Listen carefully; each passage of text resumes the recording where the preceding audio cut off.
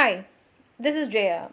In this video, we shall see the summary of When It Rains in Dharamsala, a poem by Tenzin Tsunduesummary. The speaker in the poem describes the challenges of living in a room in Dharamshala, that also during the monsoon season, that is rainy season. He says the rain is so intense and it sounds like boxing gloves hitting the tin roof. So we understand that he's staying in a room with a tin as the roof. And the room gets wet and sometimes floods also, causing his belongings, including the bed and papers, to rise to the surface. The tin roof causes the room to cry from inside. And the rain is not only relentless but it is also cunning, for sometimes it will come from behind the room, causing a small flood. And the flood brings up various items from the speaker's life, such as notes on freedom, memories of youth, and personal effects. And he reflects on the history of the room. And he says that this room was sheltered many people, including the homeless. However, it is now shared with animals like mongooses and mice, as well as spiders and lizards. The room is described as being partly rented by him, that is, he is not alone in that room, and he highlights the transient and shared nature of the living space. And he acknowledges the humility of living in a rented room that is not truly their own. The landlady, who is an elderly Kashmiri woman, also shares the room, and she cannot return home because she is aged. And there is a competition for beauty between Kashmir and Tibet, possibly reflecting the cultural background and identity of the people involved. Despite the challenging conditions, he expresses determination not to succumb to despair.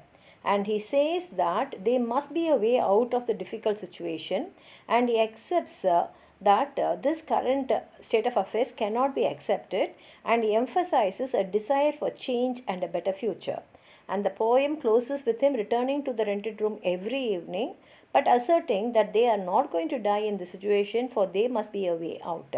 He conveys a sense of resilience and a refusal to give in to despair, even in the face of challenging circumstances. Now let's read the poem. Raindrops wear boxing gloves, thousands of them come crashing down and beat my room. Under its tin roof, my room cries from inside and wets my bed, my papers. Sometimes the clever rain comes from behind my room. The treacherous walls lift their heels and allow a small flood into my room. I sit on my island nation bed and watch my country in flood, notes on freedom, memoirs of my prison days, letters from college friends, crumbs of bread and Maggie noodles rise frighteningly to the surface like a sudden recovery of a forgotten memory. 3 months of torture, that is, this rainy season is there for 3 months. Monsoon in the needle leafed pines, Himalaya rinsed clean, glistens in the evening sun until the rain calms down and stops beating my room. I need to console my tin roof, who has been on duty from the British Raj. This room has sheltered many homeless people, now captured by mongooses and mice, lizards and spiders, and partly rented by me. A rented room for me is a humbling existence. My Kashmiri landlady at 80 cannot return home. We often compete for beauty, Kashmir or Tibet. Every evening I return to my rented room, but I am not going to die this way. There has got to be somewhere out of here. I cannot cry like my room have cried enough in prisons and a small moments of despair. There has got to be some way out of here. I cannot cry. My room is wet enough. Here ends a poem.